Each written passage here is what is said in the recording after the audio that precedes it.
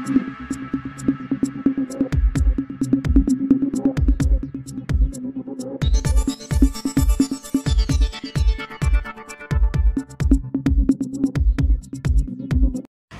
హయాంలో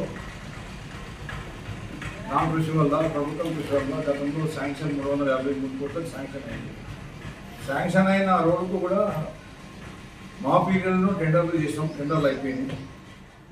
let out అయిన contractor ఎవరైతే ఉన్నారో కాంట్రాక్టర్, ఆ కాంట్రాక్టర్కే ఈ రోడ్డు టోటల్ బాధ్యత ఆయనకే ఉంటుంది. బాధ్యత అంటే అందులో ఇది వస్తుంది ఒకటి ఏంటంటే ఆ రోడ్డు పూర్తయ్యే వరకు పాత రోడ్లో ఏం ప్యాచెస్ పడ్డా ఏం పడ్డా ఎక్కడ అయినా డెవలప్మెంట్ చేయాల్సిన బాధ్యత ఆయన పైన ఉంటుంది, కాంట్రాక్టర్ పైన ఉంటుంది. అయితే మన నారాయణఖేడ్ పట్టణంలో ఈ రోడ్డు మంగళపేట నుంచి ఏదైతే పట్టణం దాటిపోతుందో దీన్ని మెయింటెనెన్స్ చేసే బాధ్యత కూడా అదే కాంట్రాక్టర్కి ఉంటుంది. తర్వాత ఆయన కొత్త పనులు కూడా టేకప్ చేయాలి. పాత రోడ్ ఏదైతే ఉన్నదో మిగిలిపోయే రోడ్ బైపాస్ పోయిన తర్వాత మిగిలిపోయే రోడ్ ఏదైతే ఉన్నదో ఆ మిగిలిపోయే రోడ్ కూడా వన్ టైం మెయింటెనెన్స్ కింద ఆయననే అది కూడా పూర్తి చేయాల్సిన బాధ్యత కాంట్రాక్టర్ పైన ఉంటుంది. గతంలో ఈ వన్ టైం మెయింటెనెన్స్ ఈ కాంట్రాక్టర్ పూర్తి చేసే లోపల లేట్ అవుతుంది కాబట్టి ఇది కుదరదు, అది ఆలస్యం అవుతుంది, ప్రజలకు ఇబ్బంది అవుతుంది, నారాయణఖేడ్ పట్టణంలో ప్రజలకు ఇబ్బంది అవుతుంది అని చెప్పేసి నేను రోడ్ సేఫ్టీ ఫండ్లో 50 కోట్ల రూపాయలు మంజూరు చేసిన. మంజూరు అంటే ప్రతిపాదనలు పెట్టినాం.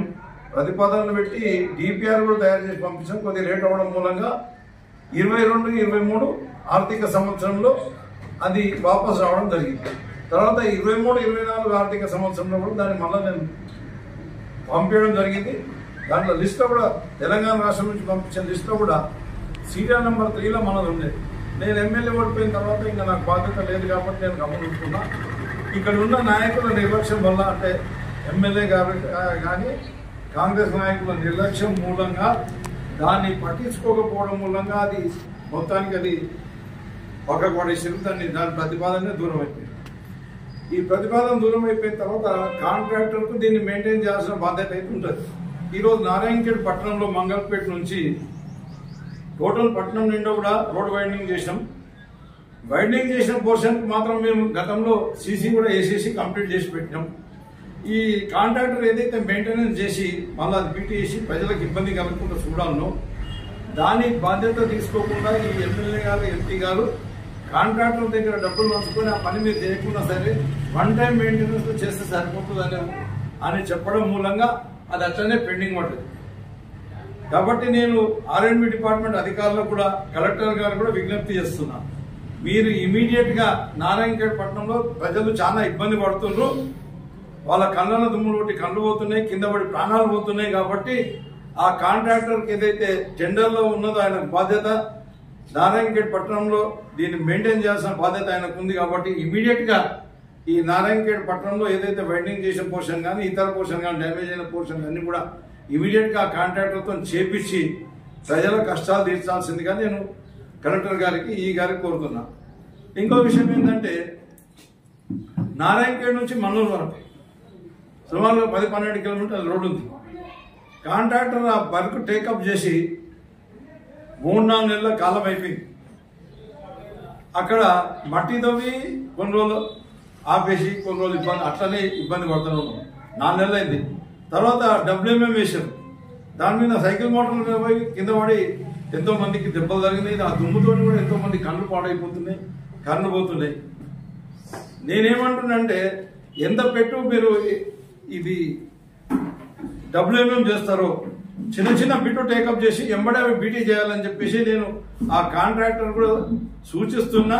అదే మాదిరిగా అధికారులకు కూడా ఈ గారికి, ధర్మారెడ్డి గారికి, కలెక్టర్ గారికి వెంటనే స్పందించి ఆ ఏ పోర్షన్ అయితే WMM చేసినరో అది ఇమీడియట్ గా పూర్తి చేయాలి. భవిష్యత్తు కూడా చేసేటివి కూడా చిన్న చిన్న బిట్లు తీసుకొని కంప్లీట్ చేసుకుంటూ ఒక బిట్ అయిన తర్వాత ఇంకో బిట్ చేయాలని చెప్పేసి నేను డిమాండ్ చేస్తున్నాను. కాబట్టి వెంటనే కలెక్టర్ గారు ఈ గారు స్పందించి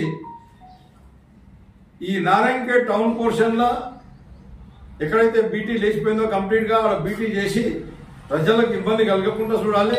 ఇంకెక్కడెక్కడైతే ఇన్కన్వీనియంట్ ఉందో కమ్యూటర్స్కి ఇబ్బంది అవుతుందో అదంతా కూడా పూర్తి చేయాలి. ఆ బీటీ రోడ్ కూడా ఒక వారం రోజుల లోపల కనుక వేయకపోతే నారాయణఖేడ్ నుంచి మన్నూరు పోయేది వారం రోజులు కనుక పూర్తి చేయకపోతే నారాయణఖేడ్లో పెద్ద ఎత్తున రాస్తారోకో నిర్వహిస్తామని చెప్పేసి నేను వాళ్ళకు హెచ్చరిస్తా ఉన్నాను.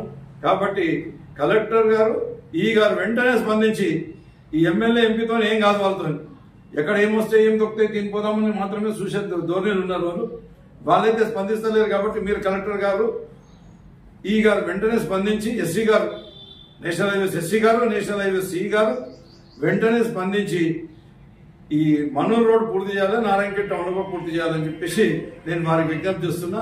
లేకపోతే పెద్ద ఎత్తున ఒక వారంలో చూసి పెద్ద ఎత్తున రాష్ట్ర రూపం నిర్వహిస్తామని చెప్పేసి నేను హెచ్చరిస్తున్నాను. జై తెలంగాణ.